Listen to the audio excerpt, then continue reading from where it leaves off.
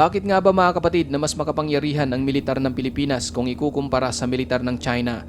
Gayon ang China ay walang dudang mayroong napakalaking bilang ng mga sundalo at iba't ibang kagamitang pangmilitar. Walang duda kapatid na mag-iisip ka kung paano ito nangyari. Kung kaya't sa videong ito ay aalamin natin kung bakit may tuturing na ang militar ng Pilipinas ay mas makapangyarihan pa kaysa sa militar ng China. Pero bago tayo magpatuloy, isang like lang po ang hinihingi ko para sa videong ito. Malaking bagay na po yan bilang suporta sa ating bawat ina-upload.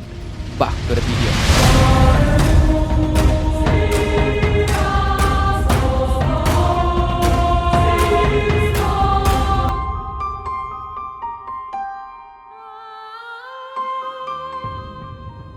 Ang Chinese military na kadalasang kinikilala bilang pangalawa sa pinakamalaking hukbo sa buong mundo ay nagtataglay ng napakaraming mga sundalo, sopistikadong mga sandata at napakalaking military budget na nagiging dahilan kung bakit kinilala rin sila na mayroong kakilakilabot na presensyang militar sa buong mundo. So paano nga nagiging posible na ang militar ng Pilipinas ay mas makapangyarihan at mas mahusay kaysa sa militar ng China? Ang People's Liberation Army o PLA ng China na kinabibilangan ng Army, Navy, Air Force, Rocket Force at Strategic Support Force ay may humigit kumulang 2 milyong tauhan kung saan kasama sa bilang na ito ang parehong aktibo at reserbang puwersa. Bagaman kapatid, ang militar ng China ay nagtataglay ng malaking bilang ng mga tauhan, ngunit ang sinasabing pagkakaroon ng Pilipinas ng mas makapangyarihang puwersa ay makikita hindi lang sa dami ng mga sundalo at mga armas kundi sa iba pang mga salik. Ang pagiging epektibo sa mga kakayahan ng militar ay hindi lamang tungkol sa kung gaano karaming military personnel ang mayroon ng isang bansa, kundi tungkol din sa mga salik na higit pa rito. Ito ay hindi lamang tungkol sa kung gaano karaming kagamitan ang mayroon, kundi tungkol din sa kung gaano ito kahusay at kung gaano ito ginagamit. Ang pagsasanay ng mga sundalo at ang kalidad ng pamumuno sa pagpaplano ay sinasabing isa rin sa mga mahahalagang factors. Para masigit nating maunawaan mga kapatid kung bakit mas mahusay ang militar ng Pilipinas o mas mahusay kaysa sa militar ng China, tignan natin ang lakas ng militar ng dalawang bansa. Hindi kaila sa atin na ang militar ng China ay may kahanga-hangang hanay ng mga makabagong hardware, kabilang ang mga advanced na fighter jet, naval fleets at malaking hanay ng ground force equipment. Mayroong pinakamalawak na tank fleet ang China sa buong mundo, isang mabigat na air force na may libu-libong sasakyang panghimpapawid at isang mabilis na lumalawak na hukbong dagat na kasama ng mga aircraft carriers at nuclear submarines. Sa kasalukuyan mga kapatid, ang China ang mayroong pinakamalaking navy sa mundo, ngunit ang kanilang pagkakaroon ba ng 2 milyong tauhan ng militar at advanced na mga gamit pangdigma ay sapat na upang sabihin na mas mahusay ang kanilang militar kaysa sa militar ng Pilipinas. Ang lakas ng militar mga kapatid ay kinabibilangan yan hindi lang sa dami ng mga equipment kundi pati na rin sa pagkakaroon ng matinding combat experience at ang kalidad ng mga sundalo. Ang combat experience na nakukuha sa pamamagitan ng mga totoong operasyon at pagsasanay na mayroong maayos na disiplina at pamumuno ay higit na nakakaapekto sa pagiging epektibo at katatagan ng pagpapatakbo ng militar ng isang bansa. Ngayon mga kapatid, titignan naman natin ang militar ng Pilipinas. Sa isang digmaan, ang pagiging marami ay hindi sapat upang sabihin na malakas na ang isang puwersa. Sa kabila ng pagkakaroon ng Pilipinas ng mas maliit na militar kumpara sa China, ngunit ang militar ng Pilipinas ay namumukod tangi dahil sa pagkakaroon nito ng mga top-notch na equipment, highly trained personnel at mahigpit na mga programa sa pagsasanay.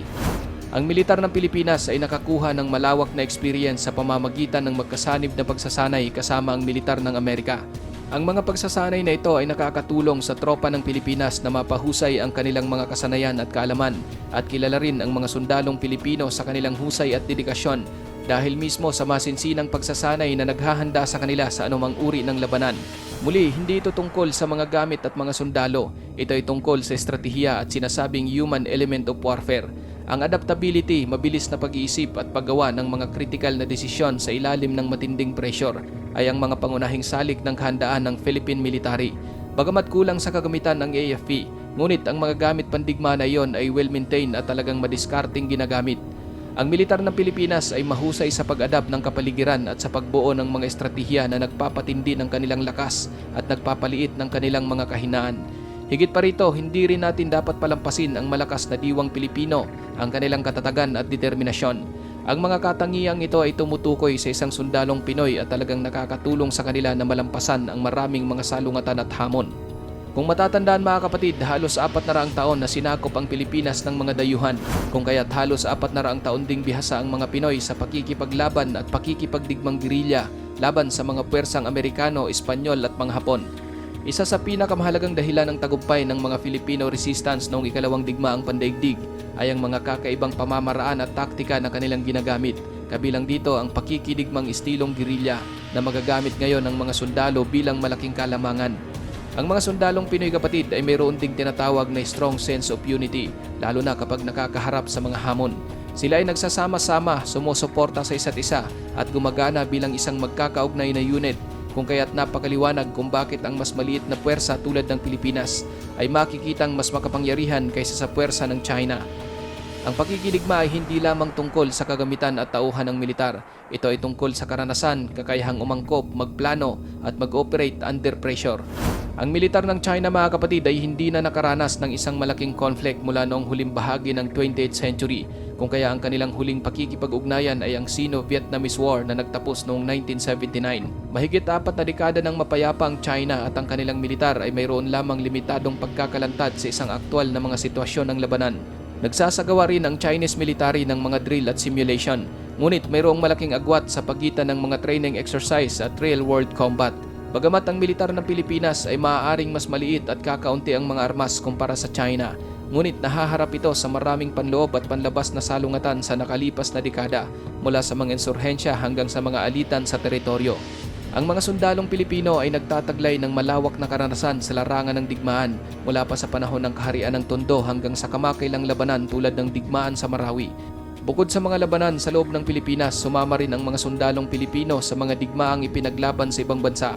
Sa digmaang sibil ng Espanya, ang mga voluntaryong Pilipino ay lumaban sa magkabilang panig ng salungatan. Mahigit 1,000 voluntaryo mula sa iba't ibang bansa ang sumali sa puwersang nasyonalista. Ang Pilipinas ay nakilahok sa Korean War sa pamamagitan ng pagpapadala ng humigit kumulang 8,000 mga tropa sa Korea. Tumulong sila sa pagtatanggol sa South Korea mula sa pagsalakay ng North Korea na suportado ng China at Soviet Union. Nakibahagi rin ang mga sundalong Pilipino sa digmaang Vietnam sa pamamagitan ng pagbibigay ng suporta sa mga operasyong sibil at medikal, kung saan nasa 10,000 tropa mula sa Pilipinas ang nooy ipinadala sa Timog Vietnam. Ang huling labanan na nilahukan ng mga sundalong Pilipino ay noong digmaan sa Iraq. Nagpadala ang Pilipinas ng nasa 60 mga medic, engineers at iba pang tropa upang tumulong sa pagsalakay sa Iraq. Ang mga kamakailang kaganapan tulad ng Zamboanga Siege noong 2013 at ang labanan sa Marawi noong 2017 ay talaga namang sumubok sa kakayahan ng hukbong Pilipino. Ikaw kapatid, ano ang masasabi mo sa videong ito? Para sa iyong opinion, i-comment mo na yan sa ating comment section sa ibaba. At kung nagustuhan mo naman ang videong ito, paiwan naman ako ng like at pasubscribe na rin sa ating munting channel. Maraming salamat sa panonood, hanggang sa susunod na naman nating upload. Peace out!